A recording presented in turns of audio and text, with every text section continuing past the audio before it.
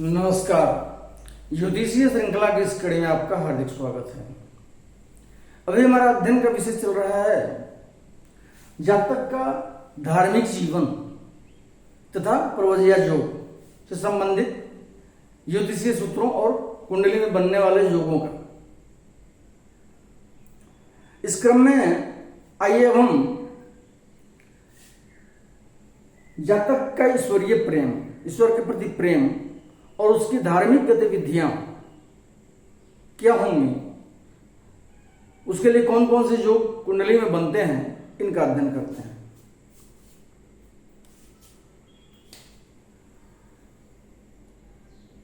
पंचम भाव से ईश्वर प्रेम और नवम भाव से धर्म विषयक अनुष्ठान इत्यादि का विचार किया जाता है। जब पंचम और नवम भाव कुंडली में दोनों शुभ लक्षण युक्त होते हैं तभी अनुष्ठान इत्यादि क्रिया भक्ति के साथ संपन्न होती है, क्योंकि पंचम स्थान से ही जातक की भक्ति की प्रगाढ़ता का विचार होता है। अतः जब नवमेश और पंचमेश का परस्पर संबंध रहता है तो भक्ति और अनुष्ठान दोनों के एकत्रित होने से जातक उच्च श्रेणी का साधक बनता है और फल की उत्कृष्टता, भक्ति और ईश्वरीय प्रेम के फल की उत्कृष्टता उन दोनों भावेशों के बलाबल और शुभ गुण इत्यादि के तारतम्यानुसार, अर्थात जो भावेश पंचमेश और नवमेश हैं उनके बलाबल के अनुसार, उनके अकॉर्डिंग उसके फल की उत्कृष्टता होती है। दसम भाव जो कर्म भाव है, जिसको हम कर्म स्थान कहते हैं, उससे प्रवज्या योग का भी विचार किया जाता है। इस कारण यदि पंचमेश और नवमेश की दसम भाव अथवा दशमेश से भी संबंध हो तो फल में विशेष उत्कृष्टता होती है। अतः ईश्वरीय प्रेम और धार्मिक अनुष्ठान के लिए इन दोनों भावों में आपसी संबंध होना आवश्यक है, और यदि इनका संबंध दसम भाव से भी बन रहा हो तो उसके फल में उत्कृष्टता होती है। अब ये ग्रहों के और भावेशों के बलाबल के हिसाब से हम इसका प्रेडिक्शन करेंगे, उसको देखें। यदि पंचम भाव में पुरुष ग्रह बैठा हो, पुरुष ग्रह कौन कौन से होते हैं? सूर्य, मंगल और बृहस्पति, ये पुरुष ग्रह होते हैं। यदि पंचम भाव में पुरुष ग्रह बैठा हो अथवा पंचम भाव पर पुरुष ग्रह की दृष्टि पड़ रही हो तो ऐसा जातक पुरुष देवता की उपासना करता है। यदि पंचम भाव में समराशि हो, समराशि मतलब वृष, कर्क, कन्या, वृश्चिक, मकर या मीन, पंचम भाव में इन 6 राशियों में से कोई राशि अर्थात समराशि हो और पंचम भाव में शुक्र या चंद्रमा बैठा हो अथवा शुक्र या चंद्रमा की दृष्टि, दोनों में से किसी एक की दृष्टि पंचम भाव पर पड़ रही हो तो वैसा जातक किसी स्त्री देवता की उपासना करने वाला होता है, जैसे महालक्ष्मी, महाकाली, महासरस्वती, इस तरह से किसी स्त्री देवता का उपासक होता है। यदि सूर्य पंचम भाव में स्थित हो, पंचम भाव में सूर्य स्थित हो अथवा पंचम भाव पर अपनी दृष्टि सूर्य डाल रहा हो तो वैसा जातक मुख्यतः सूर्य नारायण भगवान की उपासना करने वाला होता है। यदि मंगल की दृष्टि या योग हो पंचम भाव पर, पंचम भाव में या तो मंगल बैठा हो या मंगल अपनी दृष्टि डाल रहा हो तो जातक कुमार कार्तिकेय का उपासक होता है। और यदि मंगल नवमस्थ हो या नवम पर अपनी दृष्टि डाल रहा हो तो श्री शंकर भगवान का उपासक जातक होता है। यदि चंद्रमा और शुक्र, पहले तो बताया गया कि सम राशि में स्थित हो चंद्रमा या शुक्र, वैसे भी यदि चंद्रमा या शुक्र पंचम भाव में स्थित हो या पंचम पर अपनी दृष्टि चंद्रमा या शुक्र की पड़ रही हो तो जातक शक्ति का उपासक होता है, महागौरी माता गौरी का उपासक होता है, शिवा का उपासक होता है।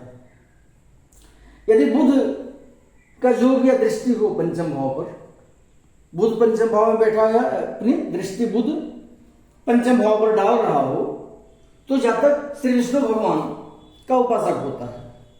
और यदि बृहस्पति की दृष्टि पड़ रही हो पंचम भाव पर या पंचम भाव में बृहस्पति बैठा हो, तो जातक श्री शंकर भगवान का भक्त होता है। यदि शनि अथवा राहु और केतु का संबंध पंचम स्थान से हो, बन रहा हो, इनकी स्थिति या युति बन रही हो या दृष्टि हो रही हो, तो जातक अन्य देवता को अपना इष्ट मानने वाला होता है। अब आइए मुख्यतः हम शनि की बात करते हैं। शनि ग्रह को हम एक कठोर पापक ग्रह के रूप में जानते हैं और मुख्यतः शनि को न्यायाधीश की उपाधि दी गई है, न्यायकर्ता ग्रह माना गया है उसको। अर्थात जातक अपने कर्मों के फल के अनुसार शनि के द्वारा तपाकर सोना के जैसा खरा किया जाता है और शनि के द्वारा शुद्ध किया जाता है जातक। कर्म फल प्रदाता होते हैं शनि। अब जब शनि प्रवज्या योग कारक होता है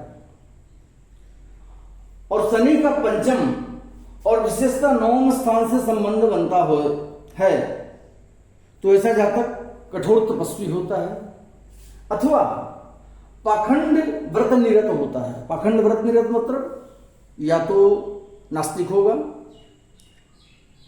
या वेद पुराण जो धार्मिक ग्रंथ हैं उनका निंदक होगा, उनके विपरीत आचरण करने वाला, उनको नहीं मानने वाला होगा, या समाज में जो परंपरागत कुछ प्रथाएं चल रही हैं उनका विरोधी होगा, उसमें परिवर्तन करने वाला होगा, इस तरह का होगा। वो शनि के बलाबल पर निर्भर करेगा। शनि किस स्थिति में है, शुभ स्थिति में है तो कठोर व्रत निरत हो सकता है, कठोर तपस्वी हो सकता है, या फिर पाखंड व्रत में पाखंडी होगा।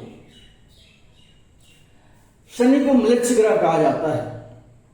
जब ऐसे म्लेच्छ ग्रह का संबंध धर्म भाव से होता है तो जातक को शास्त्रोक्त आचार विचार का विरोधी होता है।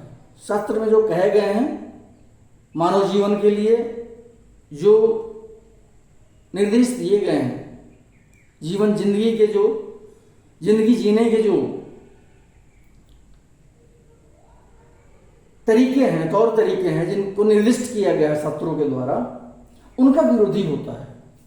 परंतु शुभ ग्रह की दृष्टि अथवा योग हो ऐसे शनि पर, जो शनि धर्म भाव से संबंधित हो पंचम या नवम से, और उस पर शुभ ग्रह की दृष्टि पड़ रही हो या शुभ ग्रह से युक्त हो,